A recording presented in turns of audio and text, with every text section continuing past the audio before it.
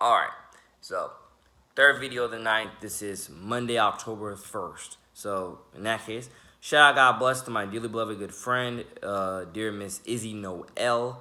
Her birthday, 20th birthday is today, so we're both 20 years old. Only difference is I turned 20 years old June 11th, as I was born in 1998. So, yeah, 1998. Uh, like I said before, ladies and gentlemen, a lot of love to show, a lot of, Jesus Christ salvation positivity to spread. Like I say, I'm not into the fake stuff. I'm not into, ignoring all the negatives just so I can pretend as if everything's all good. Because a lot of people are into that. A lot of people with their positivity, they are so fake with it. And I can, at least for me, I can sniff it out. I can sniff out your fake positivity. Part of fake positivity is I'm going to ignore all the negatives just to pretend as if everything's all sane and sober around me when actually in reality it's all falling apart and I have no understanding of, my next step whatsoever. If you were to ask me, a lot of people, they will literally sell themselves on fake positivity all day long just to make it seem like everything's all good. And I'm just saying, I ain't been alive 20 years not knowing a good majority about a good majority. I'm not saying I'm Einstein. I'm not saying I know everything, but I know Jesus Christ has blessed me greatly to know a lot. And I do call myself a genius for a reason. And again, if you definitely listen to some of the ways that I talk, analyze things, act at times, you would definitely be able to pull some comparisons and contrasts here and there. And one of the top things I definitely want to let y'all know is that you can't be afraid of being labeled in order to accomplish your full bigger picture, accomplish your destiny, your goals, your purpose. You can't be afraid of being diagnosed with mental disorders in order to be able to accomplish your destiny. At least if you were to ask me, that's something that I definitely, pride myself in. I haven't been diagnosed officially with anything yet, but I did finish out Nice High School on an IEP. I'm one of many who did, by the way. And again, I have much love and respect for everybody who did and who did not finish out with an IEP, but either way it goes, it's all love and 100. We all love each other, and we all, continuously keep trying to help each other, learn, build, and grow with each other, and etc. And I'm just letting you know how again things have went past, how they're going now, and the plans in the future. And I'm just saying that like my case, my cause that I posted on my YouTube last week, I believe so. I don't know when this video will be posted, but like I posted within the last week of September. It's kind of like, even though this kind of has somewhat nothing to do with it, and somewhat has something to do with it. Like I said, ladies and gentlemen, you can't be afraid of being diagnosed with ADHD or bipolar or whatever it is. There's so many. I can't name all of them, but there's so many. You can't be afraid of being diagnosed with something in order to add that as a part of your testimony to help other people cope, to help other people build, grow, and prosper to their Godspeed, Jesus Christ salvation better tomorrow, through the Lord Jesus Christ, which strengthens you. Think about it, ladies and gentlemen. Think about it. You cannot be afraid of being possibly diagnosed. A lot of people are afraid of being diagnosed because they don't want to be considered negatively special.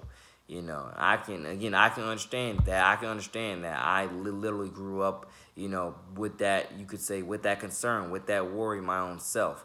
But at the same time, my grades in high school, God bless Allen Denise High School, I'll keep representing it always and forever, even after the death of me as the ambassador of it. But I cannot lie to you that, once again, my grades were very stagnant. They literally they were very up and down. Actually, stagnant is different from up and down. So let me correct myself. My grades were very much up and down. It took me 5 years, not 4, not 3, 5. But God bless all my friends that came in with the class of 2017 that either left with 2017 or that graduated a year early. I have quite a few friends that graduated a year early. I'm very happy and proud, and for them, blessing get to know them, and I look forward to all the beautiful, bright, God's good success which they accomplish, past, present, and future. But letting you know straight up, you cannot be afraid, if you were to ask me, of being diagnosed with something and using that as your testament, using that as your testimony to help empower, others, improve how things work. We are all different levels of geniuses, ladies and gentlemen. If you were to ask NJ, number 2 the city, which is me, We're all geniuses. It just depends on which way are we genius. We all are super smart at something, ladies and gentlemen. You just have to decide what you got to decide what you want to put that energy towards to make this world a better place. Because we literally all have blessed and gifted God's gift talents within us. You know, you just have to figure out where does your talents fit best to innovate, to create, to journey, to sketch, to draw, etc., to paint. Watercolors. I mean, I can go on and on, can't I? You know, but again, you gotta figure this out, ladies and gentlemen, because it's there. Today's there, tomorrow's there. The whole entire universe, if you were to even go that much further, it's there. What are you gonna do with it? How are you gonna own it? How are you gonna address it? What are the conversations that we need to have today, tomorrow, in the long term to fix our long term and to own it for the next generation? Because again, God bless all my Valley Rich kids, Palm Valley kids, Pacetti kids, pretty much, you know, every middle school, you know, in the county and in the world, pretty much, and etc. Even if you don't know me, again, I posted the photo of the song cover photo for a reason that says mostly everything I do is for Jesus and the kids. The reason why I say mostly instead of just everything I do, because again, I know for a fact that I don't get everything right every single second of my day, and I do understand a lot of things will be misconstrued within, within what I say and do at times. You know, and I do understand sometimes, you know, due to whatever emotion it is, I may not represent myself the best, but I can assure you, again, overall, you know, I'm trying what I can. You know, I'm still human at the end of the day, but again, we're all different levels of genius at the end of the day as well. We all are geniuses in some type of God-first manner, at least if you were to ask me, you know, and I stand proudly on that, ladies and gentlemen, proudly Jesus Christ's salvation on that, even after the death of me. If I can be a beacon of hope to a ton of young kids out there, to whatever reason it is, I want to do that for the kids, for the families. I want to help as many kids realize wherever you came from, let's try to use this as a strength and as a superpower to do more, to do better for other people that might be going through the exact same thing or even similar. And to a lot of parents out there, similar to the same thing. You know, let me not abuse my powers over my children. You know, to where they resent me and want nothing to do with me and etc. I understand some pain is needed. You know, some pain in order to help you grow. Some pain is needed. Some adversity is needed. But you need to understand how much pain and adversity is needed, because I think so many people don't understand the limits when it comes to that stuff, and they put people through so much unnecessarily pain and misery to where it definitely takes a very, very, very negative toll in your life, to where you could definitely say it destroys parts of you down the line, to where it's like saying, imagine if you hadn't been put through some of that. You know, you need to know, like, again, it's a good amount, ladies and gentlemen. You need a good amount of pain and a good amount of pure happy thoughts, you could definitely say. You need to try to balance it out as cleanly as you can, if you were to ask me. Because if you were to ask me, if parents, especially if parents learn how to balance it out as best as they can, you're gonna end up with more happier children. You're gonna end up with more purpose in your life and their life. You're gonna the trust, the love, the discipline, the respect. I'm telling you, it's all gonna be there, and you're gonna see it manifest, it grow, and it flourish throughout your life. You're gonna see that. And I'm just saying, one of the top things that I challenge all parents to do is find better ways to just own it every day. Own it with your kids, own it with your coworkers, own it with your family.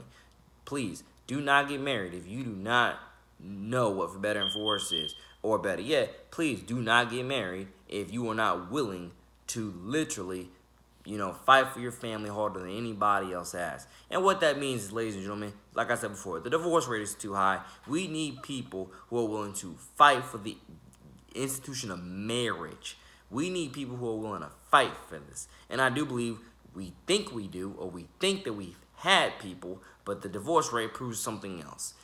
Numbers at times do not lie. Numbers at times do lie, because I'm telling you, you could be the smartest person in the world, but potentially fail a test that proves you're like God knows where in terms of how low your IQ and etc. is.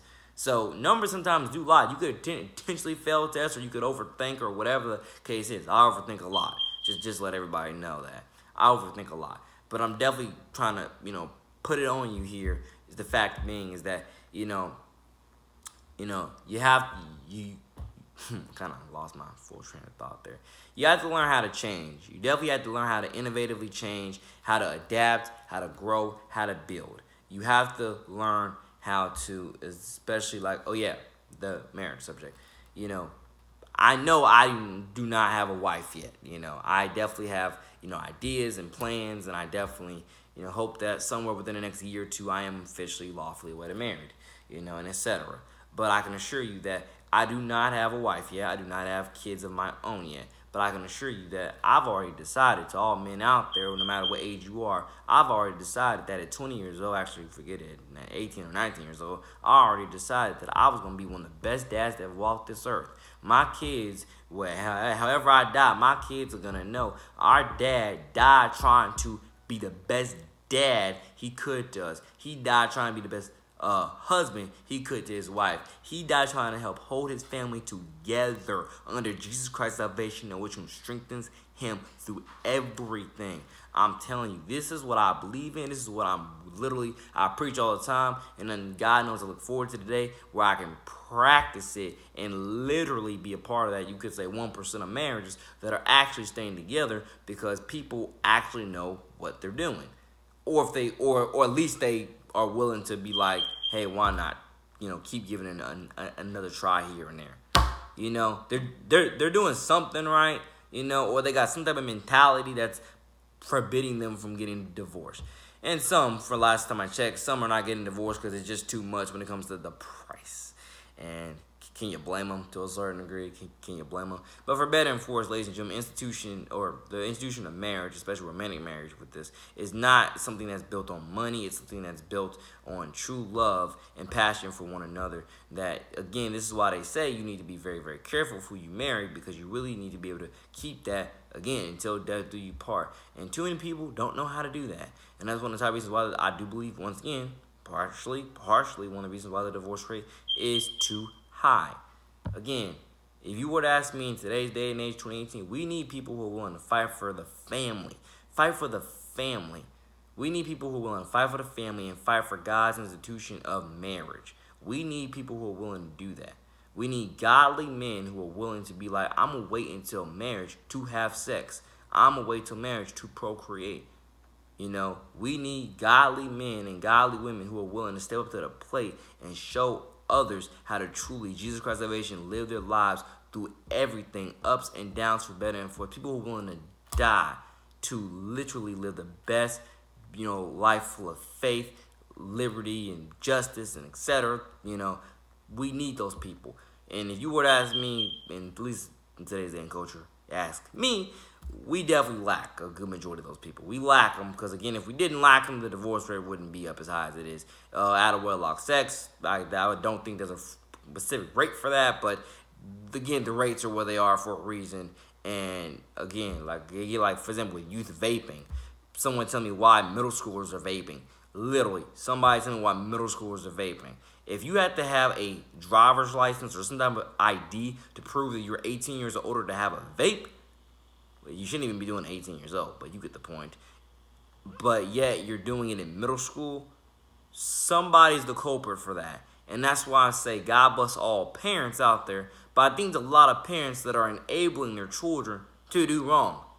Literally, to break the law in that sort of way. To literally be a part of those negative statistics, but then want to wonder why later on things are the way that they are. I'm telling you, these are just, like I said, ladies and gentlemen, I do research. I do, I listen to other people. I try to learn from as many different vices as I possibly can. I love people, and I want to help be that beacon of hope, that pillar of greatness that's going to help bridge a lot of gaps and bring people truly to Jesus Christ's salvation. Because I'm telling you, the evidence is out there. You have pastors, missionaries, and etc. for reasons. We need people who are willing to truly live and die for Jesus. Fight for God's institution of marriage and God's institution of the family. Because we have too many fallen families. Too many men that are cheating within marriage. Literally, what do you need to cheat for? What on God's earth do you need to cheat for? Like, I really want to ask so many men, like, what do you need to cheat for? I mean, literally. Like, I got so many questions to ask, honestly. But take care. More coming soon. God bless.